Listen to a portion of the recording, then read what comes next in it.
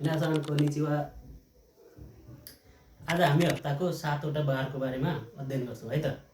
हप्ताको 7वटा बार आइतबार, सोमबार, मङ्गलबार, बुधबार र बिहिबार, शुक्रबार, शनिबारको बारेमा जापानिज भाषामा आज हामी यसलाई कसरी लेख्छौँ भनेर सिक्छौँ है त।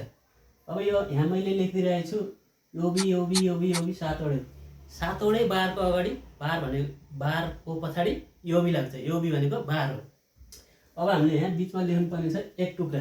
त्यो हिराको टुक्रा के हो त्यो मात्र लेख्यो भने तपाईँहरू बुझ्नलाई एकदम सहज तरिकाले बुझ्न सक्नुहुन्छ है त। अब म ढिला नगरिकन भिडियोलाई अगाडि बढाउँछु। आइतबार भनेको अब के हो त त्यो आइतबारको यहाँ योबी बार त छ, सबैमा बार त कन्टिन्यूमा आउँछ होइन। अब हामीले एउटा यहाँनिर सन्डेको लागि अगाडि एउटा टुक्रा थप्नुपर्ने छ। त्यो टुक्रा के हो त राम्रोसँग हेर्नु र राम्रोसँग बुझ्नु होला है त। सन्डेको अगाडि निची निची निची योबी, निची योबी आइतबार।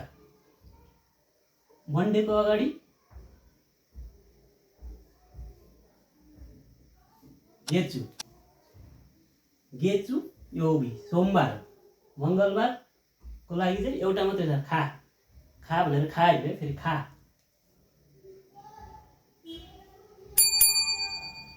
खा योबी मङ्गलबार। बुधबारको लागि सुई योबी है त। बुधबार सुई, सुई भनेको त इन्जेक्सन होइन है फेरि सुई।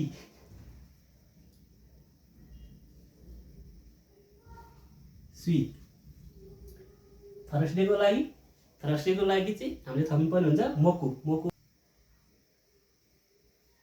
मोकु मोकु योबी भनेको थर्सडे। अर्को छ फ्राइडे। फ्राइडेको यहाँनिर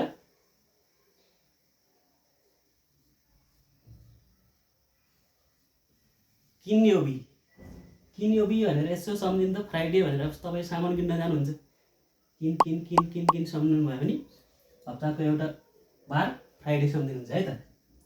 अर्को छ लास्टमा स्याटरडे। स्याटरडेलाई चाहिँ हामी दोयोबी भन्छौँ। योबी हामीले यहाँ सिमिलर सुरुदेखिबाट देखिसकेका छौँ। अब अगाडिपट्टि दोयोबी। यसरी हामीले 7वटा बारहरूको बारेमा लेख्यौँ र यो एकदम इम्पोर्टेन्ट छ होइन। यो चाहिँ जापानमा जसले पनि सोध्छ के वा नानी योबी देशका। तपाईँहरूले फेरि नपढेको मान्छेलाई थाहा हुँदैन, त्यही भएर अहिलेदेखिबाट पढ्नुपर्छ। के वा निची योबी देश, गेचु योबी देश, खा योबी देश, सुई योबी देश, मोकु योबी देश, किन योबी देश, दो योबी देश। आज हामीले बारको बारेमा पनि सिकेछौँ, त्यस्तै गरी हामी महिनाको बारेमा पनि सिक्छौँ।